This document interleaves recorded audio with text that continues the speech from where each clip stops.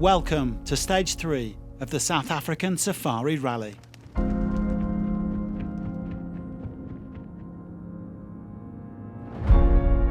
Last night took the riders and drivers to the marathon camp in the heart of the wilderness.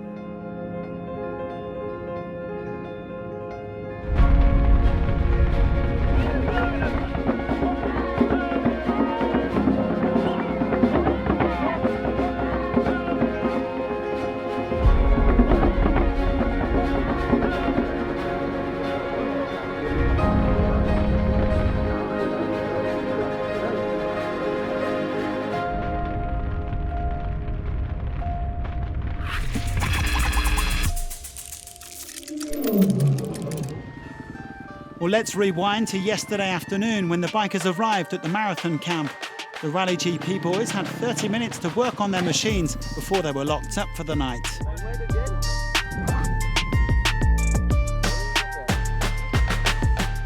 It was a busy one in particular for Ross Branch after he broke his oil cooler on Stage 2.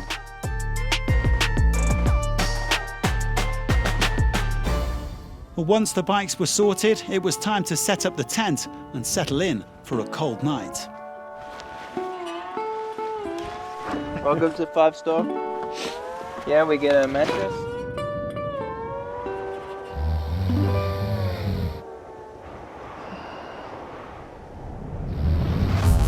Well, Daniel Sanders was first off the line this morning, but could anybody catch the overall leader? It was great to see Branch back out there after he successfully patched up the hero. And not only did he get going again, he was absolutely flying, posting the best split times midway through the stage. He had to manage the oil a bit and didn't want to push too hard, but he still came in third fastest. There was another solid performance from Bradley Cox on the factory Sherco. Considering he only clocked a few hours on the bike before this rally, the South African's acquitting himself very nicely indeed, 7th on the stage. Today was good. I had a good rhythm from the start and pretty much kept it there. I caught Nacho quite early on and we rode the whole day together. Some tricky nav at the end. Every day getting comfy on the bike. I think this is the main goal. The race for the overall podium is hotting up and Ricky Brabec wants to be on it. The American tried to push in the last 60k or so, but it didn't go quite as planned. A crash and then exhaust issues, but he still did enough to go third overall ahead of his teammate Adrian van Beveren. Now, time for a hot shower and a good night's sleep. Once again, though, it was Red Bull KTM laying down the law. Luciano Benavides is adapting well to South Africa and said he really enjoyed the day. He was even topping the timesheets at kilometre 90. And while he ended up surrendering a little bit of time later on, he did strengthen his grip on second place overall.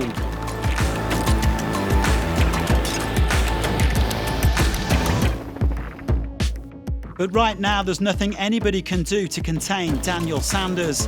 The 30-year-old opened all day long, but despite the navigational challenges that brings, he was still the fastest man on two wheels. After Morocco, Dakar and Abu Dhabi, Chucky is on course for a 4th straight overall win. A lot of animals there today. I'm pretty sure I saw everything. A lot of traffic on the track with the animals, but we just had to push through the day and try not to lose any time. And in the end, we made some time, so it was really good. Yeah. Sanders winning by 1 minute 37 from Benavides and 2:39 from Branch, with Brabec and Van Beveren making up the top 5. The two KTM riders are now separated by 2 minutes and 48 seconds overall, with the chasing Honda trio all losing ground today.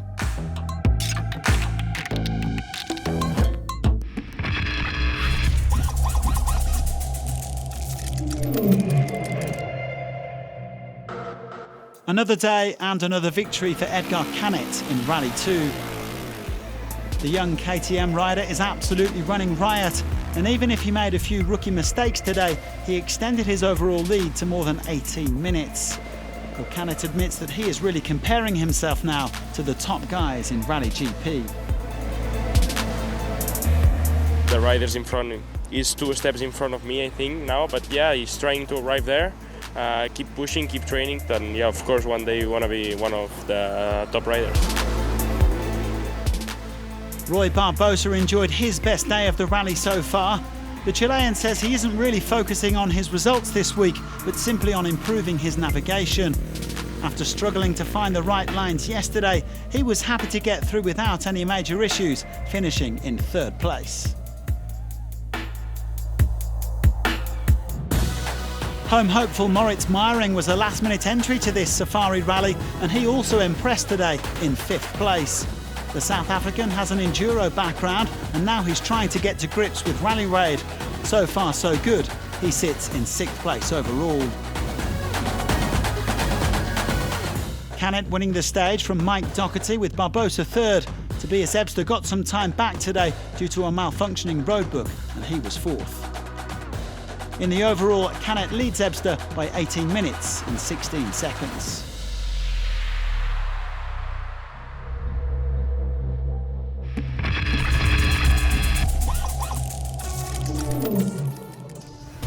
Gaëtan Martinez picked up his third win of the week in the quads. The Frenchman caught his teammate Antanas Kanopkinas, and they stayed together until the end. He is now relishing the prospect of a scrap for overall glory. Yeah, we are here to enjoy, so we'll still continue racing. I know we are only the both of us now, so still the goal is to bring both quads to the finish line, but we will still enjoy it and do racing as we know. Martinez leads by 24 minutes and 11 seconds with 2 stages to go.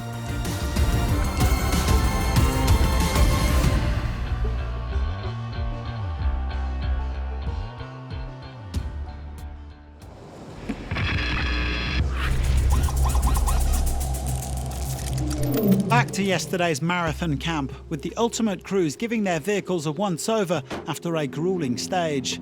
No time limit, but a limit to what you can do. And with no assistance teams or service parks, the atmosphere is rather unique. It's something so nice because we are all drivers together in a beautiful place. Really nice to have this kind of moment all together. This sport is, for this kind of moment, this sport is really, really amazing compared to other sports. So this is why I'm here and this is why I enjoy.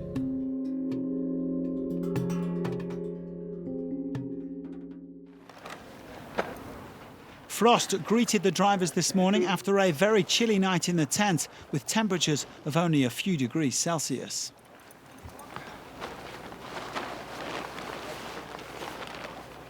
I tell you, it was very, very cold. That's the summary of it. I didn't expect to be that cold, but yeah, we managed and are ready for the second legs of the marathon.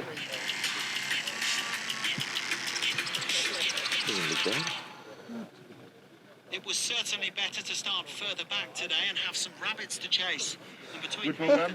Yeah, always, eh? Yeah. Looks different from the top. Cheers, lads. We do our best.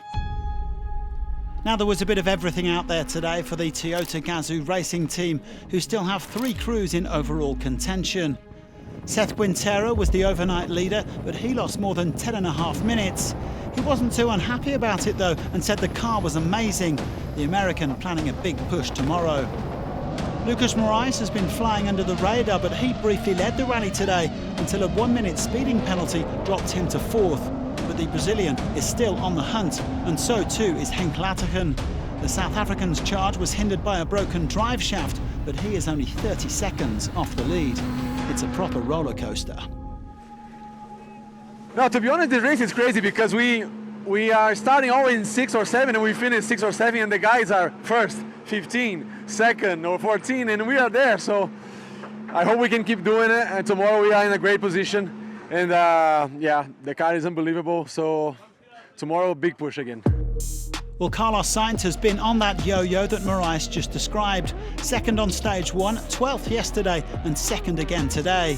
El Matador is happy to have found his rhythm quickly after several months out of the car. Not the best starting position tomorrow, but he says you can only push and see what happens.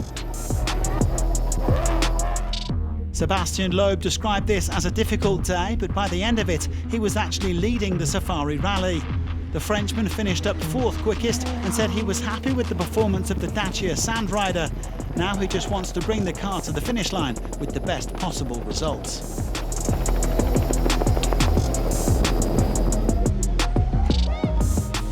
I was not so happy in the stage finally, but at the end I think everybody struggled a bit in the stage because it was really difficult. So yeah, now we are leading the rally. That was a surprise at the end of the day, but it's a good news. So we'll know it's two long days to go, but at the moment it's going well. We haven't spoken too much about Martin Prokop this week, but the Czech privateer has been his usual consistent self in or around the top 10. He got his car, Shrek, safely through the marathon despite gearbox and braking issues. He only trails the leader now by 4.5 minutes. He is lying in 9th place overall.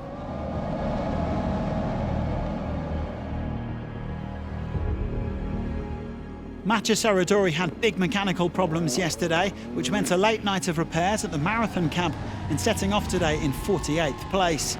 But he did a brilliant job slicing his way through the traffic to post the 3rd fastest time. The Frenchman enjoying the challenges here in South Africa, he says this rally is an extraordinary experience. But the fastest man on the day ahead of Seitz and Serradori was Nasser Al-Attiyah. The Qatari's overall hopes took a huge blow yesterday when he incurred a 15-minute penalty for missing a waypoint. Without that, he would have a handsome overall lead. A lot of navigation in the stage, and we don't take any risk, but okay. I'm quite happy, to win the stage. Except yesterday, the 15-minute penalty. This has put us completely out of the podium. But still 2 days, I will try to do my best, tomorrow. Al-Attiyah beating Seitz by 2 minutes and 5 seconds on the day, with only 8 minutes and 5 seconds separating the top 10. It is incredibly close overall, a measly 56 seconds between the top 4 crews.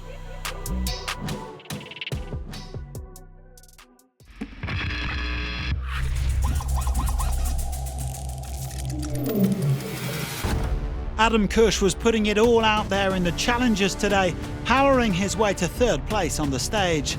The pole is also up to 3rd overall after Pau Navarro lost more than half an hour. Nicolas Cavigliasso is determined to extend his overall lead in the W2RC.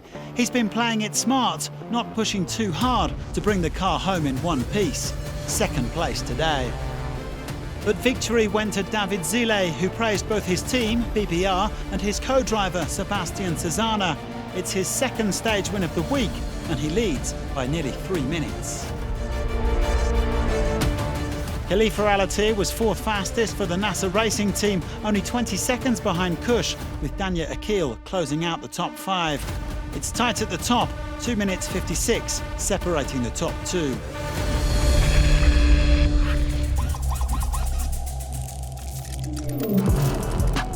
Jose Nogueira took his best result of the week in the SSVs, finishing 2nd. But it was a day of mixed fortunes for the Old Friends Rally team, as their W2RC leader, Alexandre Pinto, lost almost 50 minutes.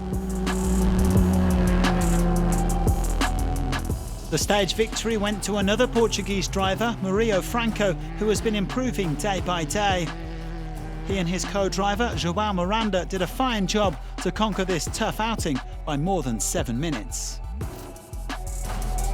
A very difficult stage, but we work together and we win. It's very happy. I'm very happy, and work to in the final win. Axel Chinotto and Gayoso completed the top 5, with Pinto down in 9th, but ahead of his biggest W2RC rival Enrico Gaspari. Franco leads Axel by 10.5 minutes overall. Join us again tomorrow for Stage 4, and thanks for watching.